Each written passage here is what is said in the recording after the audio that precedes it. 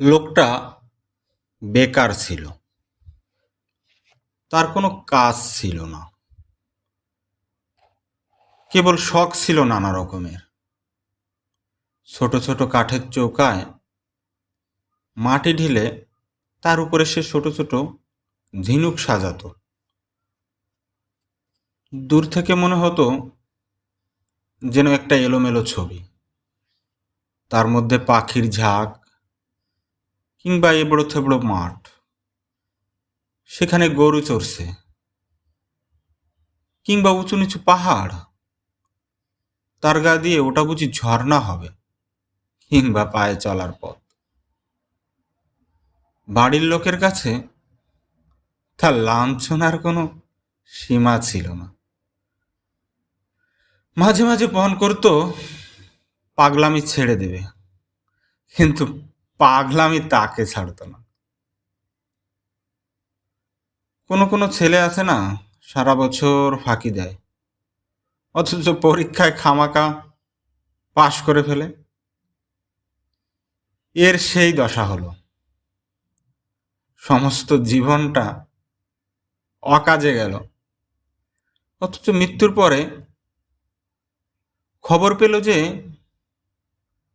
তার স্বর্গে যাওয়া মঞ্জুর। কিন্তু নিয়তি স্বর্গের পথেও মানুষের সঙ্গ ছাড়ে না। দুধগুলো মার্কা ভুল করে তাকে কেজো লোকের স্বর্গে রেখে এলো।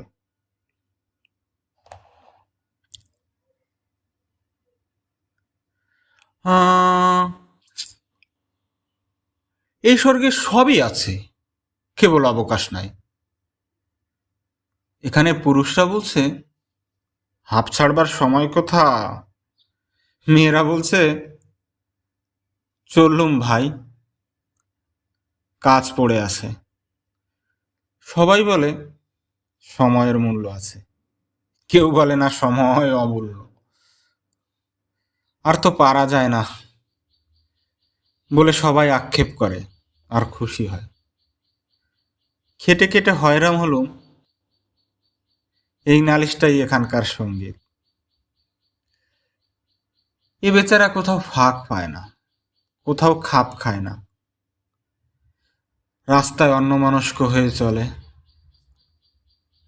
তাতে ব্যস্ত লোকের পথ আটকায়। চাদর পেতে যেখানেই বসতে চায়, শুনতে পায়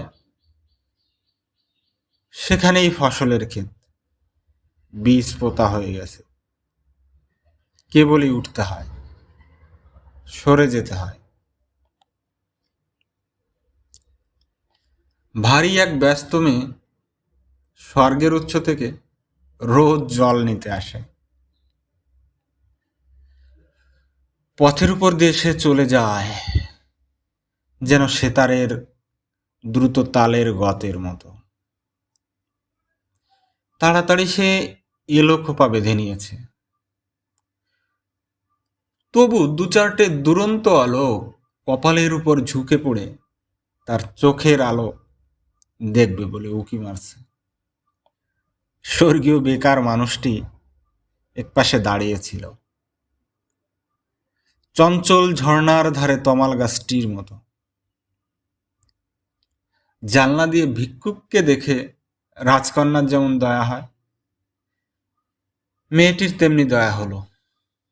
আহা, তোমার হাতে বুঝি কাজ নেই? নিঃশ্বাস ছেড়ে বেকার বলল, কাজ করব তাহার সময় নাই। মেয়েটি ওর কথা কিছুই বুঝতে পারল না, বলল, আমার হাত থেকে কিছু কাজ নিতে চাও? বেকার বলল, তোমার হাত থেকে কাজ নেব বলেই তো দাঁড়িয়ে আছি। কি কাজ দেবে? তুমি যে ঘোড়া কাখে করে জল নিতে যাও, তারই একটি আমায় দাও। ঘোড়া নিয়ে কি করবে? জল তুলবে? না, আমি তার গায়ে চিত্র করব। মেয়েটি বিরক্ত হয়ে বলল, আমার সময় নেই, আমি চললাম। কিন্তু বেকার লোকের সাথে কাজের লোক পারবে কেন? ওদের রোজ উচ্চতলায় দেখা হয়, আর রোজ সেই একই কথা, তোমার কাখের একটি ঘোড়া দাও, তাতে চিত্র করো। হার মানতে হলো, ঘোড়া দিল। সেটিকে ঘিরে বেকার লোক আঁকতে লাগলো কত রঙের পাক, কত রঙের ঘের। আঁকা শেষ হলে মেয়েটি ঘোড়াটি তুলে ঘুরিয়ে ঘুরিয়ে দেখতে লাগলো। ভুরু বাঁকিয়ে জিজ্ঞেস করলো, এর মানে? বেকার লোকটি বলল, এর কোনো মানে নেই। ঘোড়া নিয়ে মেয়েটি বাড়ি চলে গেল। সবার চোখের আড়ালে বসে মেয়েটি তাকে নানা রকমে ঘুরিয়ে ফিরিয়ে দেখতে লাগলো। রাতে থেকে থেকে বিছনা ছেড়ে উঠে দীপ জেলে চুপ করে সেই চিত্রটা দেখতে লাগলো। তার বয়সে সেই এই প্রথম এমন কিছু দেখছে যার কোনো মানে নেই। তার পরদিন যখন সে উচ্চতলায় ফিরে আসলো, তখন তার পায়ের ব্যস্ততায় যেন একটু বাধা পড়েছে। পা দুটি যেন চলতে চলতে অনমনা হয়ে ভাবছে, যা ভাবছে তার কোনো মানে নেই। সেদিনও বেকার মানুষ একপাশে দাঁড়িয়ে। মেয়েটি বলল, কি চাও? সে বলল, তোমার হাত থেকে আরো কাজ চাই। কি কাজ দেব? যদি রাজি হও, রঙিন সুতো বুনে বুনে তোমার বেনি করবার দড়ি করে দেব। কি হবে? কিছুই হবে না। নানা রঙের নানা কাজ করা দড়ি তৈরি হলো।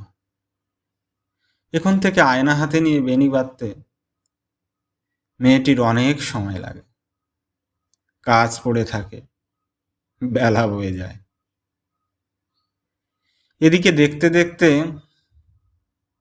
কেজো স্বর্গের কাজের মধ্যে বড় বড় ফাঁক পড়তে লাগলো। কান্নায় আর গানে সেই ফাঁক ভরে উঠল। স্বর্গের প্রবীণেরা বড় চিন্তিত হল, সভা ডাকলে। তারা বললে, এখানকার ইতিহাসে আগে কখনো এমনটি ঘটেনি। স্বর্গের দূত এসে অপরাধ স্বীকার করলে। তারা বলল, আমি ভুল লোককে ভুল স্বর্গে এনেছি। ভুল লোকটিকে সবাই ডাকা হলো। তার রঙিন পাকড়ি আর কোমরবন্ধের বাহার দেখেই সবাই বুঝলে ভীষণ ভুল হয়েছে। সভাপতি তাকে বলল, তোমাকে ফিরে যেতে হবে পৃথিবীতে। সে তার রঙের ঝুলি আর তুলি কোমরে বেঁধে হাঁপ ছেড়ে বললে, তবে চললুম। মেয়েটি এসে বললে, আমিও যাব। প্রবীণ সভাপতি কেমন অন্যমনস্ক হয়ে গেল। সে এই প্রথম এমন কিছু দেখল যার কোনো মানে নেই।